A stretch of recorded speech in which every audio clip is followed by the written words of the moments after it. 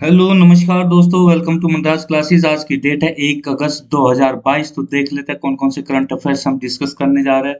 हमारा जो पहला आर्टिकल होगा वो मिस्ट सबमरीन केबल सिस्टम के बारे में होगा, दूसरा फ्लैग कोड ऑफ इंडिया, तीसरा रामसर साइट्स और चौथा टाइज स्कीम के बारे में। इससे पहले हम आगे बढ़े, एक छोटी सी रिक्वेस्ट, प्लीज हमारे चैनल को सब्सक्राइब कीजिए, लाइक कीजिए और शेयर कीजिए ताकि आपको अपडेट जो भी होगी वो आपको सबसे पहले मिल सके। तो चलिए आगे बढ़ते हैं अपने पहले आर्टिकल की तरफ। हमारा पहला article miss submarine cable system के बारे में। यहाँ पे देखिए दो तीन वर्ड से ये चीजें मिलके बनी है। एक तो सबमरीन है, केबल है, ठीक है ये, और एक वर्ड है मिस्ट। ठीक है, अब मिस्ट की फुल फॉर्म जाने। सबमरीन का मतलब है कि आपका जो मरीन यानी कि आपका सी है वो पानी के अंदर, यानी कि पानी के अंदर डूबी हुई चीज, यानी कि सब से मतलब बिलो द वाटर। सबमरीन मतलब मरीन से यहाँ पर वाटर है, वाटर ऑफ द सी, यानी कि पानी के अंदर जो चीज डूबी है उसको बोलते हैं सबमरीन। ठीक है, अब मिस्ट, मिस्ट की फुल फॉर्म क्या है, पहले मिस्ट की फुल फॉर्म जाए। मिस्ट की फुल फॉर्म है यहाँ पे म्यांमार मलेशिया, दो एम जो यहाँ पे कंबाइंड हो गए, एक एम के साथ एम आ गया। दूसरा इंडिया का आई, तीसरा सिंगापुर और चौथा आपका क्या हो गया, क्या नाम ये, ट्रांजिट। ठीक है, तो ये जो आपका बना है कि म्यांमार मलेशिया इंडिया सिंगापुर, ये सब थाईलैंड, ये जो चीजें है, क्या नाम, ये सब जितनी कंट्री है इन सबको आपका ये कनेक्ट करेगा। ठीक है, अब ये कैसा केबल सिस्टम, इसके बारे में हम जानेंगे। पहले ये पढ़ लेते हैं न्यूज में क्यों आया है।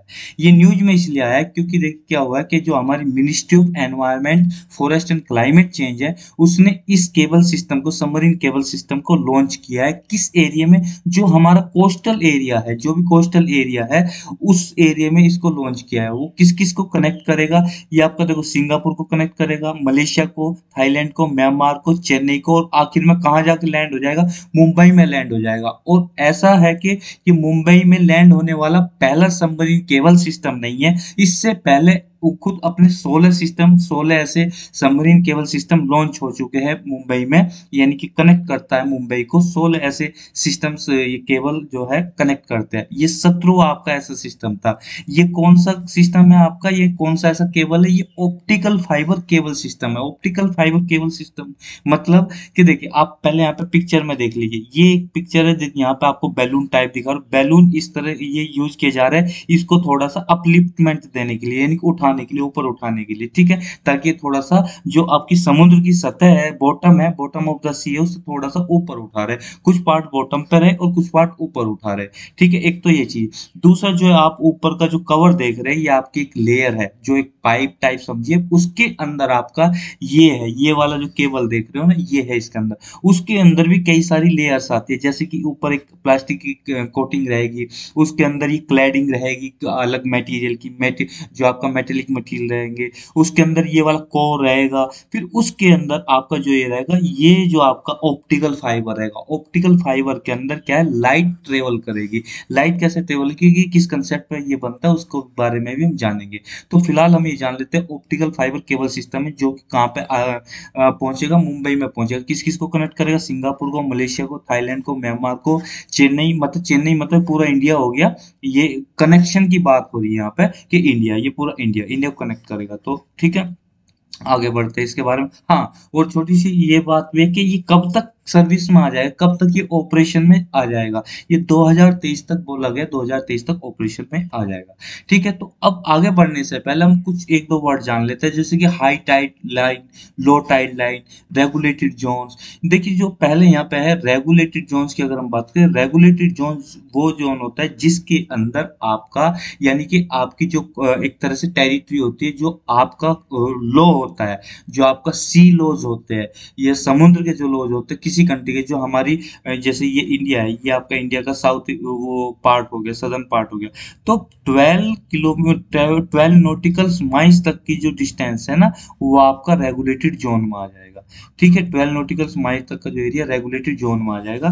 तो ये रेगुलेटेड जोन के अंदर ही ये बिछाया जा रहा है। ठीक है, उसे कनेक्ट किया जा रहा है। ठीक, तो अब यहाँ पे ये बताया गया कि भाई आपका हाई टाइड लाइन, यानी हाई टाइड लाइन मतलब ये क्या नाम, जो जहां तक आपका बिल्कुल जहाँ तक जो लहरें है, लहर जहाँ तक मैक्सिमम पहुंच पाती है, जो किनारा होता है समुद्र का, मैक्सिमम जिस लाइन तक पहुंच पाती है वो हाई टाइड लाइन कहलाती है, यानी कि डाई आउट हो जाती है वहां तक पहुंच के, वो हाई टाइड लाइन कहलाती है। और जहाँ पे मैक्सिमम उनका इफेक्ट होता है आपका, वहां तक लो टाइड लाइन वो कहलाती है। ठीक है, उसके बाद तो ये आपका कुछ कुछ अलग डेफिनेशन है, इसमें हम ज्यादा डीप में नहीं जाएंगे, आगे बढ़ते हैं। ये थोड़ी सी हमने डेफिनेशन, अब इसके बारे में थोड़ा सा जान लेते हैं, मिस्ट सबमरीन केबल सिस्टम के बारे में थोड़ा। ये क्या है? ये एक तरह का international submarine cable communication network है। कम्युनिकेशन का मतलब कि किसी दो चीजों के बीच में कम्युनिकेशन होगा, किसी चीज का आदान प्रदान होगा, एक्सचेंज होगा। नेटवर्क आप समझते हो, कनेक्शन से एक तरह का केबल है ये। ठीक है, और आपका सबमरीन है, पानी के अंदर रहेगा, इंटरनेशनल है। इंटरनेशनल का मतलब कि किन्हीं दो कंट्रीज के बीच, तीन दो कंट्री से ज्यादा के बीच में ये कनेक्शन को प्रोवाइड करेगा। ठीक है, एक इंटरनेशनल केबल वो जो क्या करता है कि आपके पानी के अंदर रहेगा, कनेक्ट करेगा इंडिया को किससे? एशियन कंट्रीज से। एशियन कंट्रीज में कौन कौन आ गया? म्यांमार आ गया, थाईलैंड आ गया, मलेशिया आ गया, सिंगापुर आ गया, जो कि आपकी मिस्ट की फुल फॉर्म है। मिस्ट क्या है? Myanmar, Malaysia, India, Singapore, Thailand, ये सब आ गए ना, तो इसकी फुल फॉर्म यही है ना, तो ये आपका साउथ एशियन कंट्रीज है, तो इनको ये कनेक्ट करेगा। अब इसकी टोटल लेंथ कितनी बताई जा रही है? 8100 किलोमीटर, यानी कि 8100 किलोमीटर इसकी टोटल लेंथ बताई जा रही है। इतनी किलोमीटर की लेंथ होगी, जिसमें से 523.50 किलोमीटर कहाँ पे होगी? ये होगी आपकी तमिलनाडु कोस्टल, जो आपका वाटर है उसके अंदर होगी। 523.50 किलोमीटर की लेंथ जो आपकी तमिलनाडु कोस्टल वाटर को ट्रेवर्स करेगी, कवर करेगी। और 202.06 किलोमीटर जो आपके सीआर कोस्टल रेगुलेटरी जो बाउंड्री होगी महाराष्ट्र की, उसको कवर करेगी। ठीक है, ये तो हुआ कि कितना कितना ही कवर करेगी। अब थोड़ा सा और आगे बढ़ते हैं, फाइबर ऑप्टिक केबल है। ठीक है, ये कहाँ पे? वर्सोवा, जो वर्सोवा बीच है मुंबई का, वहां पे जाके टर्मिनेट होगा। हालांकि इतना अंदर घुस के नहीं पूछा जाएगा कि मुंबई की कौन सी जगह पे ये टर्मिनेट होगा, कहाँ तक किसको कनेक्ट करेगा, कौन सी। ये तो आपकी स्टेट लेवल की या बहुत छोटे एग्जाम की इंफॉर्मेशन होगी, वह यूपीएससी और स्टेट की जो सिविल सर्विस एग्जाम होगी उसमें तो ये नहीं पूछा जाएगा। बस सिंपल ये पूछा जाएगा कि किस स्टेट को आपका कनेक्ट करेगा इंडिया की, तो ये पूछा जा सकता है, इससे ज्यादा कुछ नहीं। ठीक है, अगर इस प्रोजेक्ट का सिग्निफिकेंस हम लगा क्यों रहे हैं, इस प्रोजेक्ट का सिग्निफिकेंस क्या है? देखिए, यहाँ पे प्रोजेक्ट का सिग्निफिकेंस यही है कि आपका एक टेलीकम्युनिकेशन का काम करेगा, यानी कि टेलीकम्युनिकेशन मतलब डाटा को ट्रांसफर करेगा, इंफॉर्मेशन को ट्रांसफर करेगा ये। ठीक है, एक तरह से आपका सिक्योर इंटरनेट कनेक्टिविटी प्रोवाइड करेगा। किस तरह की इंटरनेट कनेक्टिविटी? सिक्योर होगी, उस पर सिक्योरिटी का ज्यादा वो रहेगा। कहने का मतलब उसका क्या है ना, पायरेसी का खतरा कम रहेगा। ठीक है, तो पायरेसी हो जाती है कई बार। ठीक है, और जैसे कि आपका वो है क्या नाम, जो आईटी क्या नाम प्राइवेसी लॉ है, वो उसको ये एक तरह से कॉन्फर्म करेगा। रिलायबल सोर्स रहेगा इंफॉर्मेशन का, रोबस्ट एकदम एक अप टू डेट मैकेनिज्म रहेगी इसमें, up to date state of the art technology इसमें लगेगी। ठीक है, अफोर्डेबल रहेगा, कम प्राइस में ये आपको क्या होगा, टेलीकम्युनिकेशन फैसिलिटीज एशिया को ये प्रोवाइड करेगी। एशिया में आपका इंडियन आ गए, साउथ एशियन कंट्रीज आ गए, तो उसको ये प्रोवाइड करेगा। दूसरा, टेलीकम्युनिकेशन कनेक्टिविटी को बूस्ट करेगा, किन किन के बीच में? एशिया और एशियन, सॉरी, इंडिया और एशियन कंट्रीज जो आपकी हमने पढ़ी अभी, जैसे म्यांमार, मलेशिया, थाईलैंड, सिंगापुर, है ना, तो ये सब इनके बीच में कनेक्टिविटी को प्रोवाइड करेगा। ठीक है, अब यही इसमें चीज बताएगी कि मुंबई के जो कोस्टल एनवायरनमेंट को, अब देखो ये जो वो बिछाया जा रहा है, अगर आप कोई और चीज लगाते हो, जैसे कि आपने टावर लगाया टेलीकम्युनिकेशन सर्विस प्रोवाइड करने के लिए किसी स्टेट को, किसी भी आपके एरिया को, तो क्या है कि आपका एनवायरमेंटल इफेक्ट बहुत होता है कि जहाँ पे टावर लगाओगे वहां पे आपको ये देखना पड़ेगा वहां पे कोई हैबिटेशन तो नहीं है, वहां पे कोई आपके कोई और लोग तो नहीं रहते जिनको डिस्प्लेस करना जरूरी पड़े, कोई प्रोजेक्ट लगता है, या वहां पे कोई ऐसी हॉट स्पॉट तो नहीं है, बायोडाइवर्सिटी हॉट स्पॉट तो नहीं है, तो क्योंकि उसको पूरा डिस्प्लेस करना पड़ेगा, कोई ऐसी रिवर तो नहीं है। तो कहने का मतलब ये है कि इससे क्या होता है, इकोलॉजी को और ह्यूमन हैबिटेशन को, और आपका जो एनवायरमेंटल पूरी इकोलॉजी होती है, हैबिटेशन होता है, बायोडाइवर्सिटी होता है, उसका लॉस होता है। तो इससे क्या होगा, मिनिमल फुटप्रिंट होगा। ठीक है, कि कहने का मतलब लॉस बिल्कुल मिनिमम होगा, कोई ऐसा कोई गैसेस का, कोई ऐसे कार्बन का, कोई इस तरह का इकोलॉजी को कोई नुकसान नहीं पहुंचेगा। तो यहाँ पे जो वर्ड यूज किया गया मिनिमल फुटप्रिंट, तो कहने का मतलब यहाँ पे है कि एनवायरनमेंट को नुकसान मिनिमम होगा, ना के बराबर होगा।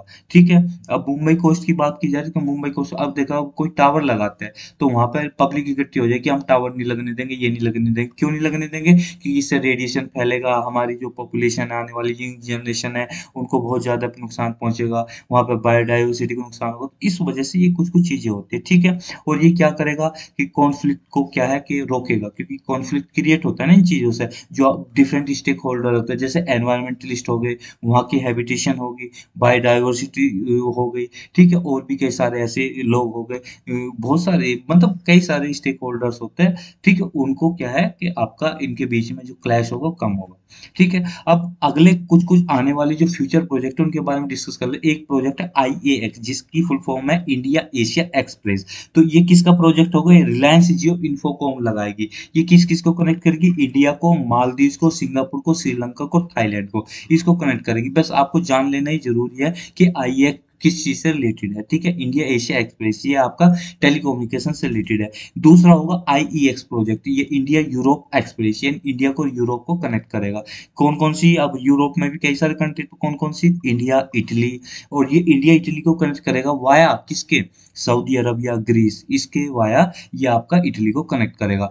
तीसरा आपका हो गया semi V6 project. Semi V6 project क्या है? एक तरह कंसोर्टियम है। कंसोर्टियम मतलब समूह है डिफरेंट टेलीकम्युनिकेशन प्रोवाइडर्स का। तो कौन कौन रहेगा? सिंगापुर को, फ्रांस को कनेक्ट करेगा, किसे? वाया इंडिया, बांग्लादेश, मालदीव, इनको ये के कनेक्टिविटी प्रोवाइड करेगा, ठीक है। दूसरा है Africa two cable. Africa two cable में क्या होगा? इंडिया के यूके को कनेक्ट करेगा, किसके थ्रू? आपका जो अफ्रीकन कंट्रीज है उनके थ्रू होकर ये जाएगा। तो कुछ ये प्रोजेक्ट थे, अगर इन फ्यूचर क्वेश्चन पूछ लिए जाते हैं, जिनके चांसेस कम है पर हमने डिस्कस कर लिया, अगर आ जाए पूछ लिए जाते तो आपका क्वेश्चन बन जाए, ठीक है। और थोड़ा सा बढ़ते हैं अब इस सबमरीन केबल की। अब हम ABC को जान लेते हैं क्या है।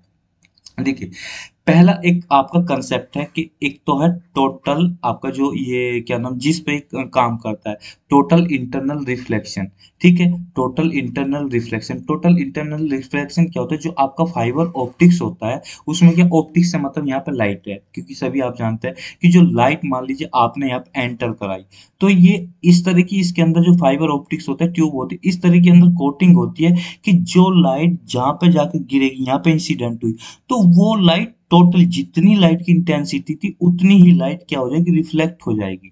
यहाँ पे अगर ये मान के चलो 99% आपका, सॉरी 100% यहाँ पे इंसिडेंट हुई, तो ऑलमोस्ट 100% ही यहाँ पे रिफ्लेक्ट हो जाएगी, यहाँ पे कोई लॉस नहीं होगा। तो कहने का मतलब, अगर आपका लाइट की फॉर्म में कोई आपने डाटा सेंड किया, कोई इंफॉर्मेशन सेंड की, कुछ भी सेंड किया, तो जो भी आपने इंफॉर्मेशन सेंड की वो इंफॉर्मेशन A पॉइंट से B पॉइंट पे पहुंच जाएगी, ऐसी B पॉइंट से C पॉइंट पे, C पॉइंट से D पॉइंट पे। तो आपकी पूरी इंफॉर्मेशन बहुत हाई स्पीड के साथ पहुंचेगी और बगैर किसी सिग्नल लॉस के। तो यही होता है टोटल इंटरनल रिफ्लेक्शन। तो कहने का मतलब, अगर ये ट्यूब सीधी है तो सोच के देखा आपने यहाँ से वो लाइट को सेंड किया, ऑप्टिक्स को सेंड किया, तो ये रिफ्लेक्शन के साथ बाहर निकलेगी। आपको यहाँ पे अगर आपने 100% डाला तो ऑलमोस्ट यहाँ पे 100% आपको सिग्नल मिलेगा, और बहुत कम लेटेंसी के साथ मिलेगा। तो यानी कि इसकी स्पीड बहुत ज्यादा होगी, बहुत सस्ता होगा। अब बात आती है कि अगर ये आप समुद्र में बिछा रहे तो ये केबल को मोड़ना भी पड़ेगा। क्या लाइट मुड़े हुए केबल में सही तरह से जा पाएगी? जी हाँ, बिल्कुल जा पाएगी। वो कैसे जा पाएगी? क्योंकि फाइबर ऑप्टिक्स का फायदा यही तो है कि आप इस केबल को ऐसे मोड़ लो, ऐसे मोड़ लो, ऐसे मोड़ लो, तो निकल ही जाएगी। मान लीजिए ये केबल ऐसे है, ये ऐसे है, तो मैंने ये केबल इस तरह से बना दिया, ये बना दिया, तो आप सोच के देखिए, लाइट यहाँ से गई, यहाँ रिफ्लेक्ट, ऐसे ऐसे रिफ्लेक्ट होकर, ऐसे ऐसे रिफ्लेक्ट होती हुई ये आपकी इस तरह से रिफ्लेक्ट होकर बाहर निकल आएगी। तो आपने यहाँ पे 100% डाला तो ऑलमोस्ट यहाँ पे भी 100% आपको मिला। तो किसी तरह भी से भी आप केबल को टर्न कर लीजिए, मोड़ लीजिए, कितने भी उसमें बैंड दे दीजिए, तो आपने जितना आपने सिग्नल इनपुट दिया है, आउटपुट को उतना ही सिग्नल आपको मिलेगा। पिक्चर से आपको क्लियर हो रहा होगा, ये फाइबर ऑप्टिक जो आपको वायर दिख रहे हैं, छोटी छोटी बहुत पतले पतले फाइबर दिख रहे हैं, ये है फाइबर ऑप्टिक फाइबर्स, ठीक है, फाइबर केबल। इसके ऊपर जितनी भी हो रही है ना, कई सारी लेयर्स है, ये क्लैडिंग है, इसको क्या है, प्रोटेक्ट करने के लिए। ऐसा नहीं कि एक क्लैडिंग चढ़ा दी तो प्रोटेक्ट हो गया, क्योंकि समुद्र के अंदर इसका डिग्रेडेशन होगा, शार्क व्हेल आके इसको मुंह में खाने की कोशिश भी करेगी, ठीक है। बहुत सारे ऐसे कई तरह इस तरह के मतलब चीजें अंदर ऐसी इवेंट होगी, टेक्टोनिक्स इवेंट होगी, उससे इस पे इफेक्ट ना पड़े।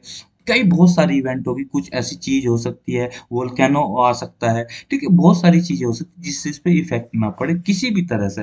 तो इसलिए इस पे बहुत सारी ऐसी प्रोटेक्टिव लेयर चढ़ाई जाती है। ठीक है, तो आई होप आपको समझ में आ गया होगा कि ये फाइबर ऑप्टिक केबल क्या है। तो इसके थ्रू आप इंफॉर्मेशन को सेंड करते हो। तो ये क्या है, लेट डाउन किया जाता है सी बेड, सी बेड मतलब समुद्र की जो परत है, तो सतह है, उस पर आपका इसको लेट डाउन किया जाता है, बिछाया जाता है। ठीक है, और अब ये स्टेशन से कनेक्ट होता है। मान लीजिए ये आपका सी बेड है, ठीक है, ये इस तरह का है। तो यहाँ पे आपका कोई स्टेशन होगा, ठीक है, और अर्थ पे यहाँ पे स्टेशन होगा, ये ए स्टेशन होगा, बी स्टेशन हो गया। तो ये मान लीजिए तमिलनाडु का आपका कोई वो है, डिस्ट्रिक्ट है, तो ये स्टेशन यहाँ पे, और तमिलनाडु के दूसरे डिस्ट्रिक्ट से कनेक्ट करना, तो ये तो केबल तो आप ऐसे बिछा दोगे समुद्र के अंदर, इस तरह से चला जाएगा। तो अब ये स्टेशन से कनेक्टेड होगा ये। ठीक है, तो ये लैंड में जो स्टेशन होंगे उनसे कनेक्टेड होगा, क्या कि इसमें क्या प्रॉब्लम आ रही है, किस तरह से जो ऑपरेट करना है, वो स्टेशन से ही तो इसे हैंडल किया जाएगा ना। तो वो ये बात बोल रहा है कि लैंड बेस्ड स्टेशन हो गए, जिससे आपके सिग्नल्स को टेलीकम्युनिकेशन जो सिग्नल्स है उनको ट्रांसमिट किया जाएगा ओशंस के अंदर इस केबल के थ्रू। ठीक है, ये मॉडर्न सबमरीन केबल्स है जिसमें फाइबर ऑप्टिक्स टेक्नोलॉजी यूज होती है, जो कि मैं आपसे डिस्कस कर चुका हूँ। ठीक है, अब इसमें कोटिंग्स होती है, प्लास्टिक्स की लेयर्स होती है, और कई सारी मेटल्स की लेयर्स होती है, आपकी बहुत सारी ऐसी स्किन्स की लेयर होती है। तो मतलब बहुत सारी चीजें जो कि एनवायरनमेंट से इसे प्रोटेक्ट करके रखती है। इसमें इंटरनेट कनेक्शन जो है आपका बहुत ही रिलायबल होगा, कॉस्ट एफिशिएंट होगा, बहुत कम कॉस्ट पर होगा, और कैपेसिटीज की बहुत ज्यादा होगी, यानी कि आपका कुछ ही सेकंड में बहुत ज्यादा आपका डाटा ट्रांसफर कर सकता है। आगे बढ़ते हैं, इसी के बारे में जान ले। फाइबर ऑप्टिक जो कि मैं यहाँ पे डिस्कस कर चुका हूँ, आपको बता चुका हूँ। बस इसमें यही बोला कि बैकबोन है, डिजिटल इंफ्रास्ट्रक्चर जो हम डेवलप करने की कोशिश कर रहे हैं, उसके लिए क्या है कि बहुत बड़ी बैकबोन साबित हो रही है। तो इससे एक तरह का एक तो पैराडाइम शिफ्ट हो रहा है, एक तरह का बहुत बड़ा रिवॉल्यूशन आ रहा है टेलीकम्युनिकेशन के फील्ड में। ठीक है, तो अभी जो है आपका पहले हम सैटेलाइट से आपका ये वो करते थे, आपका इंटरनेट हुआ, या आपका जो टावर्स के थ्रू आप इंटरनेट को वो करते थे, प्रोवाइड आप अवेल करते थे। मगर अभी क्या पूरा फाइबर ऑप्टिक्स के थ्रू आपका 5G जो कनेक्शन से आपके प्रोवाइड किए जा रहे हैं। ठीक है, यहाँ पे जो कंसेप्ट बताया गया टोटल इंटरनल रिफ्लेक्शन, वो यही बताया गया है। ठीक है, इसमें लाइटें भेजी जाती है, यही सब इसमें बताया गया। जो मैं क्वेश्चन बोल रहा हूँ बता रहा था आपको कि आप ट्यूब को कैसे ही मोड़ लो वो बाहर निकल आएगी। देखो यहाँ पे ट्यूब में लाइट इंसिडेंट की और यहाँ पे बाहर निकल रही है, और कहीं पे भी लॉस नहीं हो रहा है लाइट का। ठीक है, आगे बढ़ते हैं। अगला आर्टिकल हमारा फ्लैग कोड ऑफ इंडिया के बारे में। फ्लैग कोड ऑफ इंडिया के बारे में क्यों आया है आर्टिकल? देखिए अभी न्यूज में इसलिए आया है कि गवर्नमेंट ऑफ इंडिया ने अभी, देखिए आप जानते हैं कि 15 अगस्त आने वाला है। 15 अगस्त को आप सभी जानते हैं कि हम तिरंगे को फहराते हैं। ठीक है, तो इसलिए क्या है कि 15 अगस्त को हम जब तिरंगे को फहराएंगे, तो अभी तक के ये जो फ्लैग कोड ऑफ इंडिया था, उसमें जो फ्लैग कोड ऑफ इंडिया 2002 था, वो कोड था जो हमारा, उसके अंदर सिर्फ यही बोला गया था कि आप प्रातः काल होने से, जब सूर्य उदय होता है और दिन छिपने तक का जो बीच का समय होता है, उसी के अंदर आप झंडे को क्या है, फहरा सकते हो। उसके बाद सूर्य उदय से पहले और सूर्य अस्त होने के बाद आप झंडे को फहरा नहीं सकते, झंडे को होस्ट नहीं कर सकते। मगर अभी कोड में क्या है, तब्दीली की गई, अमेंडमेंट किया गया है। तो अब ये बोल दिया गया है अब नाइट में भी, मगर नाइट में भी आप झंडे को फहरा सकते हो, मगर वो ओपन एरिया में होना चाहिए। इसलिए क्योंकि अब ये बोला गया है, तो अब नाइट में भी झंडे को ओपन एरिया में फहराया जा सकता है। तो इसमें ये बोला गवर्नमेंट ऑफ इंडिया ने ये अनाउंस किया कि जो हमारा नेशनल फ्लैग है, तिरंगा है, वो अब can now remain hosted through the night, पूरी रात आपको होस्टेड किया जा सकता है, ओपन होना चाहिए एरिया। ठीक है, जो अब किसी मेंबर ऑफ पब्लिक, जो आपका पब्लिक का मेंबर, उसके ही द्वारा, ऐसे नहीं कि किसी वो बहुत बड़े उसकी वो दूसरे देश का है उससे करवा रहे हैं, तो ऐसा नहीं, मेंबर पब्लिक ही होना चाहिए। ठीक है, अब ये अब पहले मशीन मेड आपका तिरंगा और ये पॉलिस्टर फ्लैग्स आपके ये नहीं थे, ये अलाउ नहीं थे, मगर अब मशीन मेड और पॉलिस्टर मटेरियल के बने हुए फ्लैग्स को भी अलाउ कर दिया गया है। ठीक है, इसमें एक स्कीम चलाई गई है इसी के तहत, जिसका नाम है हर घर तिरंगा कैंपेन। हर घर तिरंगा कैंपेन में यही बोला गया है कि आप थ्रू द नाइट, पूरी रात आप वो उसको झंडे को होस्ट कर सकते हो, मगर ओपन एरिया होना चाहिए। तो किसके अंदर ये सब किया जा रहा है? क्योंकि हम जानते हैं कि आजादी का अमृत महोत्सव चल रहा है। ये कब से कब तक मनाया जाएगा? हर घर तिरंगा कैंपेन ये 13 अगस्त से लेकर 15 अगस्त तक ये मनाया जाएगा, क्योंकि 15 अगस्त का हमारा 15 अगस्त 1947 का हमारा स्वतंत्रता दिवस होता है। ठीक है, फ्लैग कोड ऑफ इंडिया के बारे में हम थोड़ा सा और आगे बढ़ते हैं कि ये एक तरह से क्या बोला गया कि तो जो ये क्या करेगा आपका कि इसका जो डिस्प्ले होगा, यानी कि आप पूरा झंडे को फहराते हो, एक तरह से इसका शो करते हो, तो आपका जो ट्राई कलर का पूरा शो अनरेस्ट्रिक्टेड हो जाएगा एक तरह का, थोड़ा सा पहले के मुकाबले में। जब तक अनरेस्ट्रिक्टेड रहेगा, जब तक कि आप इसकी ऑनर और डिग्निटी को मेंटेन करते हो विद रेस्पेक्ट, तब तक अनरेस्ट्रिक्टेड है। मगर आपने इसकी ऑनर और डिग्निटी को, जैसे कि झंडे को आपने किसी गलत तरीके से यूज किया, आप जैसे यूएस के झंडे की तरह नहीं कि इसका अंडरवियर बना के पहन रहे हैं। यूएस में तो ऐसा रूल है कि आप अंडरवियर बना के पहन सकते हो, उसका कुछ भी कर सकते हो, मगर इंडिया में ये रूल नहीं है। तो इसलिए उसका क्या हो जाएगा, ऑनर और डिग्निटी को ठेस पहुंचेगी। तो जब तक आप ऑनर और डिग्निटी को ठेस नहीं पहुंचाते हो, तब तक आप इसका अनरेस्ट्रिक्टेड डिस्प्ले कर सकते हो, ये इसमें बोला गया है विद रेस्पेक्ट। ठीक है, ट्राई कलर जो है आप कॉमर्शियल पर्पज के लिए यूज नहीं कर सकते, इसमें बोला गया can not use for commercial purposes. ठीक है, और can not dip in salute to any person in और थिंग, कि किसी के पर्सन के सम्मान में सैल्यूट देने के लिए, उसे सम्मान देने के लिए इसे डिप नहीं किया जा सकता। तो ये भी बोला गया है। ठीक है, जो अब इसमें चेंजेस किए गए हैं फ्लैग कोड ऑफ इंडिया में।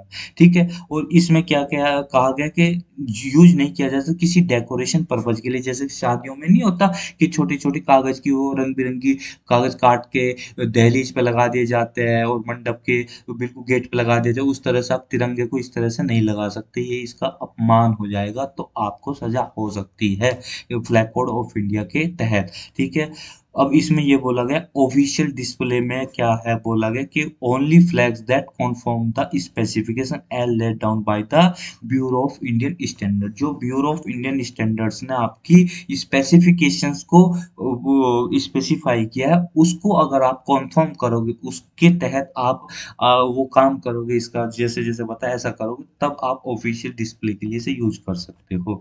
ठीक है, अब हर घर तिरंगा कैंपेन के बारे में जान लेते हैं। हालांकि बहुत ज़्यादा है वो, अभी तो क्योंकि जो ऐसी कैंपेन चलेगी तो इम्पोर्टेंट हो जाती है, इसलिए जानना ज़रूरी है कि आज़ादी के अमृत महोत्सव जो हम मना रहे हैं, उसके अंदर ये हर घर तिरंगा कैंपेन चल रही है, इसको लॉन्च किया है। इसमें यही है कि हम जो तिरंगा होता था वो अब एक तरह से होम के अंदर, यानी कि होम के अंदर ये कर पीपल्स को एनकरेज करेगा कि एक तरह से जो पूरा as a whole India nationalism की भावना होनी चाहिए। अब क्या होता था, हम एज ए इसे क्या है ना, मोरल ड्यूटी समझ के, या एक कहते हैं कि ये वो आपका वो जो होता था कि फॉर्मेलिटी निभाते थे कि हमें तिरंगे के सामने खड़ा होना है कुछ सेकंड के लिए, जब तक हमारा राष्ट्रगान चलेगा, उसके बाद नेशनलिज्म खत्म हो जाता था।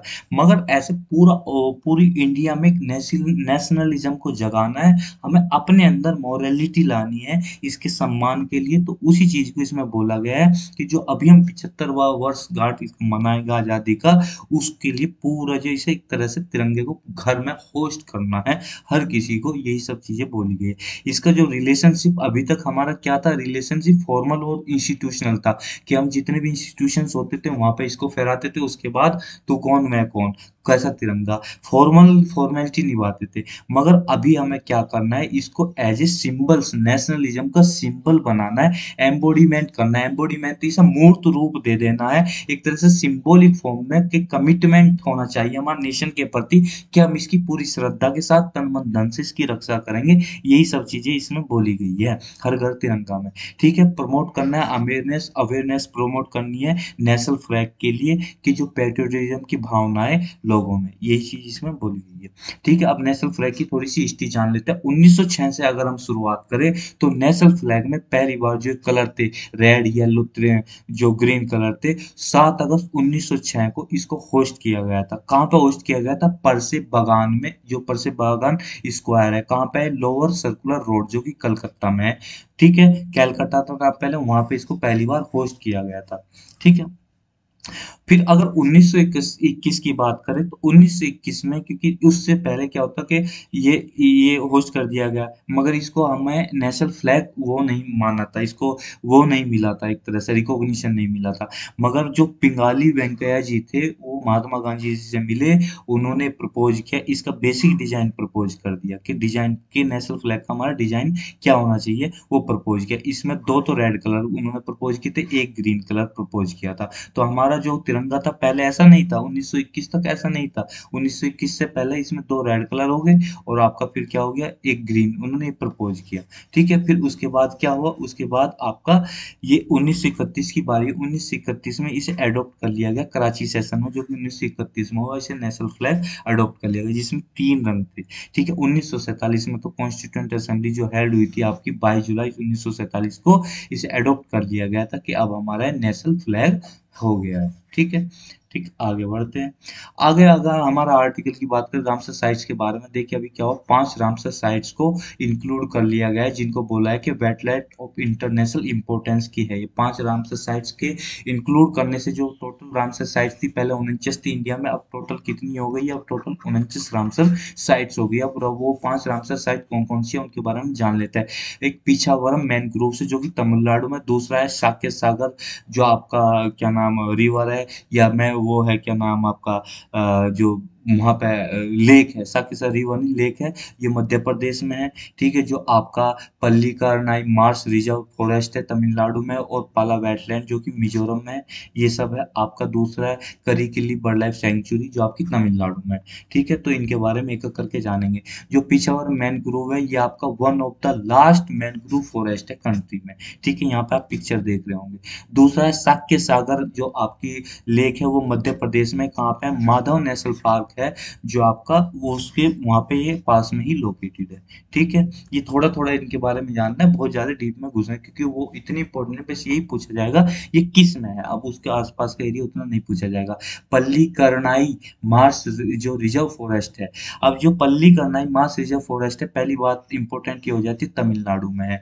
ठीक है, दूसरी इंपॉर्टेंट हो जाती है कि कुछ हमारे नेचुरल वेटलैंड्स बचे हैं, उनमें से कुछ ये वेटलैंड्स में से एक wetland Pallikaranai Mars reserve forest है, जो कि 250 स्क्वायर किलोमीटर के एरिया में फैला हुआ, जिसके अंदर 65 छोटे छोटे वेटलैंड्स आते हैं। ठीक है, ये इंपॉर्टेंट है, 65 छोटे छोटे वेटलैंड्स आते हैं। जो पल्लीकरनई मार्स है, मार्स मतलब एक दलदली एरिया है, वेटलैंड है, ये नेचुरल साइट्स है, जिसमें आपका कोस्टल एक्वेटिक हैबिटेट्स रहती है, जो कि आपका वेटलैंड की जो क्वालिफिकेशन है उसको क्वालिफाई करती है। हम इसकी वो भी जानेंगे कि क्या क्राइटेरिया होता है रामसर साइट्स के सेलेक्ट हो जाने का। ठीक है, ये आपकी क्या हो गई, पल्लीकरनई मार्स रिजर्व फॉरेस्ट हो गया। ठीक है, अब दूसरा आपका पाला वेटलैंड, जो कि मिजोरम में है। ठीक है, पाला वेटलैंड में बहुत सारी एनिमल्स की डाइवर्सिटी देखने को मिलेगी, बर्ड्स, रेप्टाइल्स देखने को मिलेंगे, बहुत सारी वहाँ पे डाइवर्सिटी इन चीजों की देखने को मिलती है, फ्लोरा एंड फौना की। अगर इसकी लोकेशंस की बात करें, जो इंडिया म्यांमार का जो बॉर्डर है, जो वहाँ पे बायोडाइवर्सिटी हॉट स्पॉट है, वहाँ पे इसकी लोकेशन देखने को मिलती है। और इसका जो मेजर कंपोनेंट है प्लक वाइल्ड लाइफ सेंचुरी है, जो मेजर कंपोनेंट है प्लक वाइल्ड लाइफ सेंचुरी है, यहाँ पे आप पिक्चर में देख सकते हो, ये पाला वेटलैंड है मिजोरम का। ठीक है, आगे बढ़ते हैं, आगे करिकिल्ली बर्ड सेंचुरी है, जो कि तमिलनाडु में है। तमिलनाडु से कितनी होगी, आयोग 3 होगी, एक तो करिकिल्ली हो गई, दूसरा आपका पल्लीकरनाई हो गई, तीसरा आपका होगी पिशावरम होगी। तो 3 आपकी तमिलनाडु से सेलेक्ट की गई है। ठीक है, इसके बारे में यही है कि भाई आपका कितने उसमें 5, इसको 5 आपका किलोमीटर वाइड ये बेल्ट है आपकी पूरी, ये आपका जो पिक्चर दिखाई जा रही है, देखो कितनी बायोडाइवर्सिटी यहाँ पे देखने को मिली। इसके अंदर क्या क्या आता है, ये कोरमोरेंट आते हैं, एग्रेट आते हैं, ग्रे हिरन आते हैं, ठीक है, ओपन बाय स्टोर्क आता है, डार्टर्स आते हैं, स्पिन बिल आता है, व्हाइट इबनिस आता है, और भी कई बहुत सारी स्पीसीज इसके अंदर आती है। बहुत ही ज्यादा इंपॉर्टेंट ये बायोडाइवर्सिटी है। आगे बढ़ते हैं, रामसर साइट्स के बारे में जान लेते हैं। रामसर साइट्स क्या होती है, इनका रिकॉग्निशन कैसे होता है।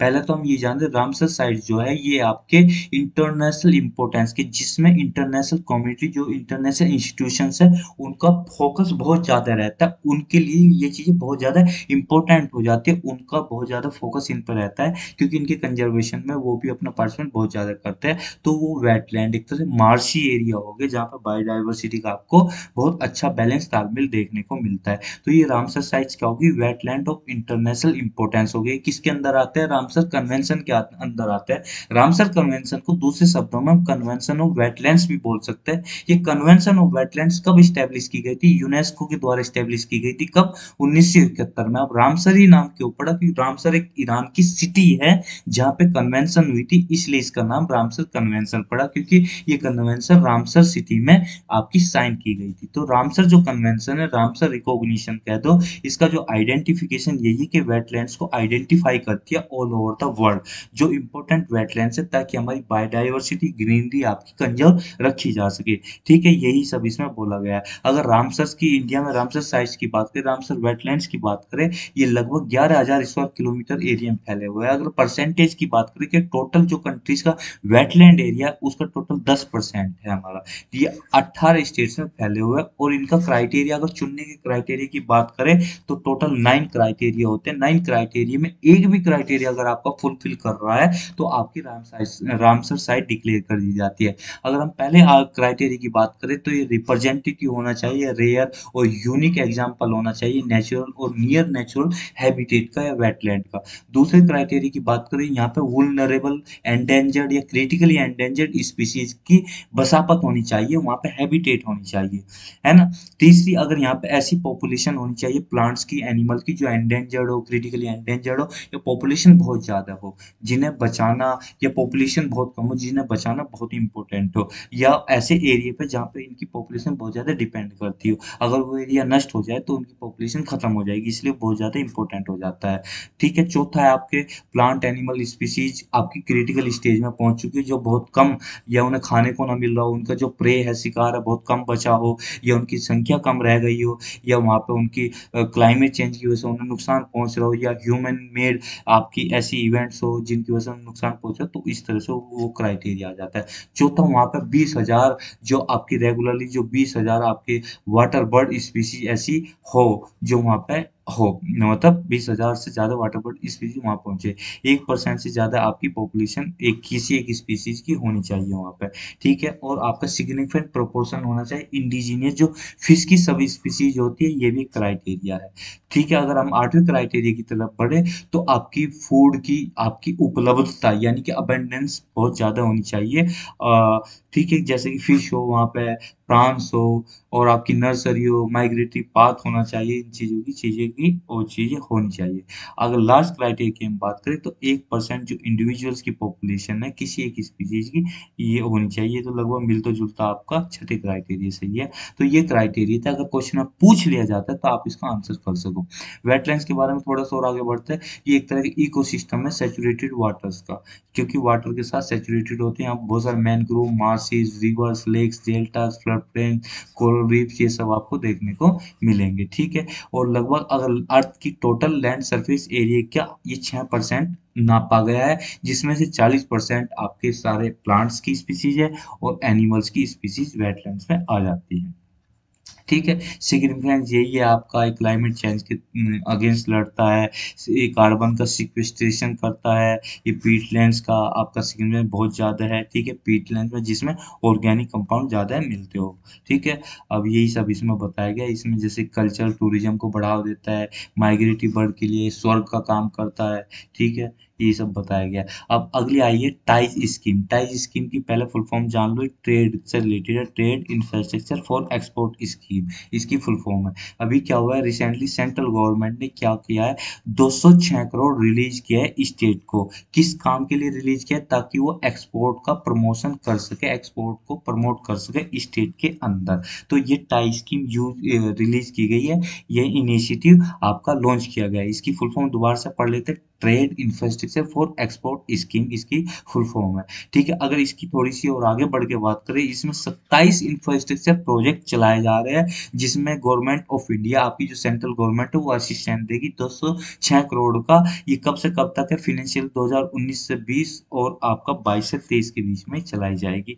ठीक है, आगे बढ़ते हैं, इसके बारे में थोड़ा जान लेते हैं कि जो ministry of commerce and industry है उसने इसे लॉन्च किया है। कब लॉन्च किया था, 2017 में लॉन्च किया था। देखिए 2015 से पहले की स्कीम चल रही थी असाइड स्कीम, मगर ये स्टेट के लिए चल रही थी, उन्हें ऐड देती थी इंफ्रास्ट्रक्चर डेवलपमेंट करने के लिए, मगर ये क्या कर डिसकंटिन्यू कर दी गई, उनसे डीलिंग कर दिया गया स्टेट को। अभी क्या करना शुरू कर दिया स्टेट ने, इनसे सेंट्रल गवर्नमेंट से डिमांड करना शुरू कर दिया कि हमें पैसे दो आपका इंफ्रास्ट्रक्चर का डेवलपमेंट करने के लिए। तो इसलिए अभी क्या है, 2017 की जो स्कीम थी टाई स्कीम, इसमें अभी ने स्टेट गवर्नमेंट को ये ऐड कर रही है सेंट्रल गवर्नमेंट। ठीक है, ये सब इसमें बताया गया है। ऑब्जेक्टिव इसका यही है कि असिस्ट करना है सेंट्रल गवर्नमेंट को, स्टेट गवर्नमेंट एजेंसीज को, जिससे कि आपका इंफ्रास्ट्रक्चर का ग्रोथ हो सके, जिससे एक्सपोर्ट हमारा बढ़ सके। स्कोप इसका यही है कि भाई इसमें स्टेट को कंबाइन किया जा रहा है, स्टेट के साथ कोऑपरेट किया जा रहा है, ताकि आपका सिग्निफिकेंट एक्सपोर्ट लिंकेजेस बढ़ सके।